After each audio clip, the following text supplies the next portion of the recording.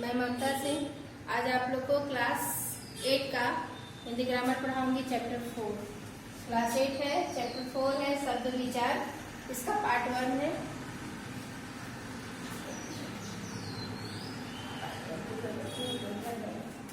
देखेंगे शब्द विचार। शब्द किसे कहते हैं?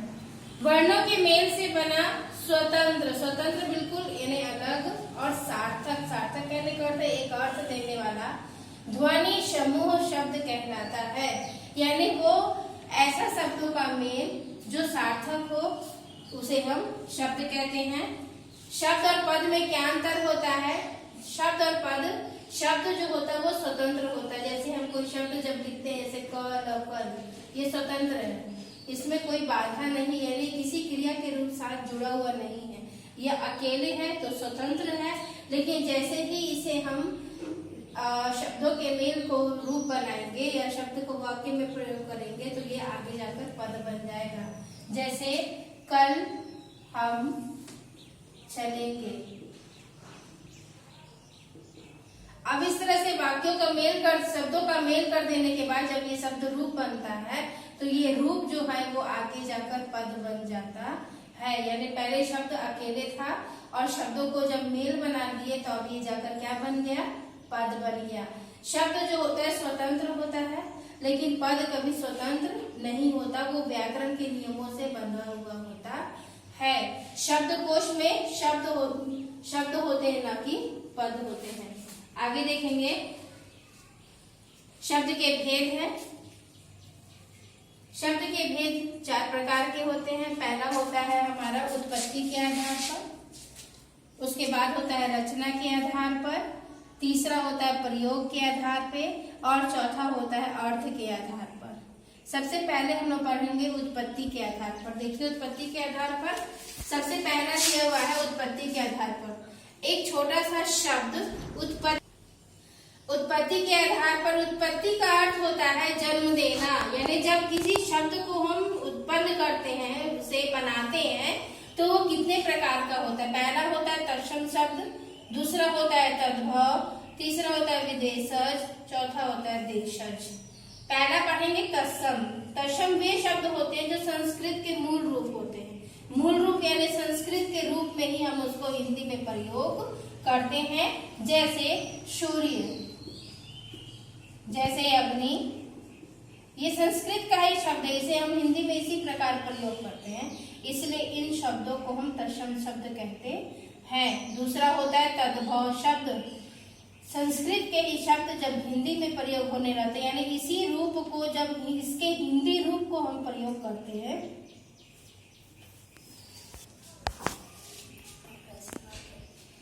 यानी तत्सम के शब्दों को जब हिंदी में हम प्रयोग करते हैं, जैसे सूर्य का सूरज और अग्नि का आग, इस रूप को हम तद्भव शब्द कहते हैं। अब आता है विदेशज शब्द। विदेशज शब्द जो विदेशी भाषा को हम हिंदी के उसी रूप में, मूल रूप में प्रयोग करते हैं, उन्हें हम विदेशज शब्द कहते हैं। जैसे अंग्रेजी के कुछ शब्द होते हैं, पुर्तगाली है, फ्रांसीसी शब्द है, रोमन है, तुर्की है, बहुत सारे शब्दों को हम हिंदी में उसी के रूप में प्रयोग कर लेते हैं। जैसे स्टेशन, जैसे डॉक्टर, इसका हिंदी रूप हम लोगों ने लिख लिया, इसे इंग्लिश में ना लिखकर, यानी ये जो विदेशी शब्द है इसको हम हिंदी में इसी रूप में प्रयोग करते हैं, तो ये इन शब्दों को हम विदेशज शब्द कहते हैं। देशज शब्द, देशज यानी गांव में बोले जाने वाली जो बहुत सारी बोलियां होती हैं, उनसे भी कुछ शब्द हम उत्पन्न करते हैं या होता है, उन शब्दों को भी हम मूल रूप में उसी प्रकार।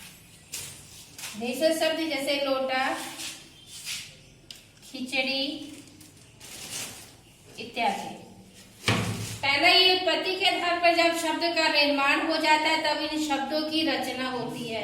कहने का अर्थ है जब किसी वस्तु को हम बनाते हैं, निर्माण करते हैं, तो पहले उसको निर्माण करते हैं और फिर मतलब ये बनाते हैं, और बनाने के बाद उसको रूप देते हैं कि किस रूप में, यानी रचना करते हैं उसकी। तो शब्द का हम यहाँ पर शब्द की रचना कर रहे हैं, तो शब्द की रचना के आधार पर 3 रूप होते हैं।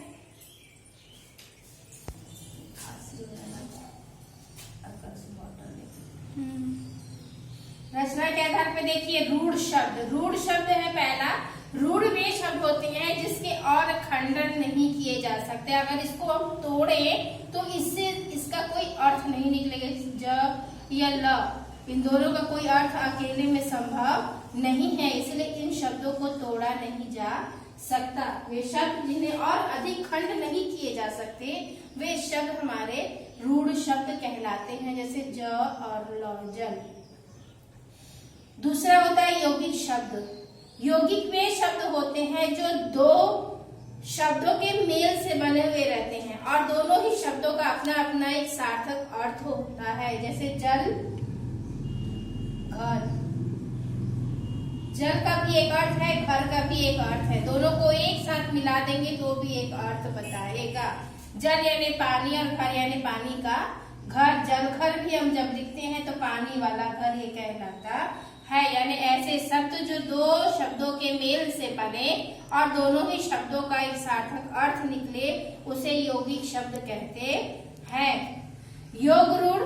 योग रूढ़ उन शब्दों को कहते हैं जो दो शब्दों के मेल से तो बनते हैं परंतु कोई तीसरा अर्थ हमें प्रदान करते हैं, जैसे चौराहा। चौराहा जैसे ही हम बोलते हैं तो चौराहा यानी चार राहों वाला। जैसे चतुर्भुज।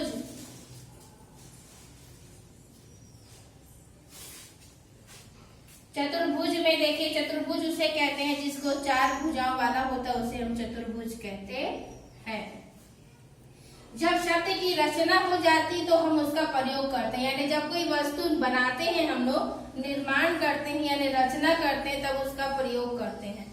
इसी प्रकार एक शब्द को जब बनाया गया तब उसका प्रयोग करेंगे। तो किस तरह से प्रयोग करेंगे?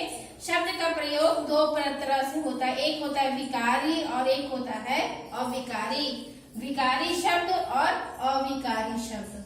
विकारी उन शब्दों को कहा जाता है जिन शब्दों में परिवर्तन होता है। किन चीजों में? जिसके लिंग में, वचन में, कारक में और काल में परिवर्तन हो जाता है उसे हम विकारी शब्द कहते हैं। जैसे उदाहरण लेंगे, मोहन खेल रहा है। मोहन खेल रहा है, यहाँ पर जो मोहन है ये संज्ञा है। संज्ञा के स्थान पर हम अगर सर्वनाम का भी प्रयोग करें, जैसे कि वह खेल रहा है, तो ये सही है, वो भी सही था, ये भी सही है, यानी परिवर्तन हो गया। अगर मोहन ही लिखते हैं, मोहन से समझ में आता है लिंग इसका खेल रहा है यानी लड़का है। अगर मोहनी है तो खेल रही है, बदल गया इसका रूप। एक वचन दो वचन में ये बदल सकता है। काल रहा है यानी वर्तमान में, खेलेगा तो भविष्य में चला जाएगा, खेल रहा था तो भूतकाल में चला जाएगा। यानी वे शब्द जिसका परिवर्तन हो जाता है, जिसके लिंग में परिवर्तन होता है, जिसके वचन में परिवर्तन होता है, जिसके कारक के आठों रूप में परिवर्तन हो जाता है और जिसके काल में यानी तीनों रूप में परिवर्तन होता है उसे हम विकारी शब्द कहते हैं, जिसमें विकार उत्पन्न हो। सेकंड है अविकारी शब्द। अविकारी शब्द उसे कहते हैं जिसमें कोई भी परिवर्तन नहीं होता। इस पर न लिंग का प्रभाव है, न वचन का, न काल का और न कारक का कोई प्रभाव नहीं पड़ता। अगर इसी उदाहरण को हम यहाँ पर लेते हैं, मोहन खेल रहा है या मोहनी खेल रही है, क्रिया विशेषण होता है पहला। अविकारी के चार रूप होते हैं, जैसे क्रिया विशेषण, संबंध बोधक, समुच्चय बोधक और विस्मय। क्रिया विशेषण का उदाहरण है जैसे धीरे धीरे। यहाँ मोहन खेल रहा है तो अगर इसको अविकारी में लेते हैं तो मोहन धीरे धीरे खेल रहा है, तो मोहनी भी धीरे धीरे खेल रही है। धीरे धीरे में कोई परिवर्तन नहीं होता। संबंध बोधक आगे, ऊपर, नीचे, पास में, दूर में, ये सब शब्दों में परिवर्तन नहीं होता।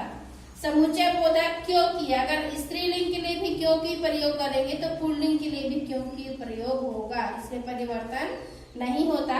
और विस्मय, विस्मय में भी कोई परिवर्तन नहीं होता। जैसे कि मोहन वाह तुमने कमाल किया, अगर लड़का के लिए है तो वाह तुमने तो कमाल किया, लड़की के लिए भी है, यानी ये परिवर्तन नहीं होता। ये हो गया प्रयोग के आधार पे। चौथा हम देखेंगे अर्थ के आधार पे। अर्थ के भी दो रूप होते हैं, एक होता है सार्थक शब्द और दूसरा होता है निरर्थक शब्द। सार्थक शब्द किसे कहते हैं? सार्थक वे शब्द होते हैं जिसका एक निश्चित अर्थ निकलता है, और निरर्थक वे शब्द होते हैं जिसका कोई भी अर्थ नहीं निकलता। एक उदाहरण देखेंगे, जैसे चाय, वाय। चाय का अर्थ समझ में आता है लेकिन वाय का कोई अर्थ समझ में नहीं आता। तो यहाँ पे जो चाय लिखा है ये सार्थक शब्द है, और जो वाय लिखा हुआ है क्या है? ये निरर्थक शब्द है, इसका कोई अर्थ नहीं निकलता।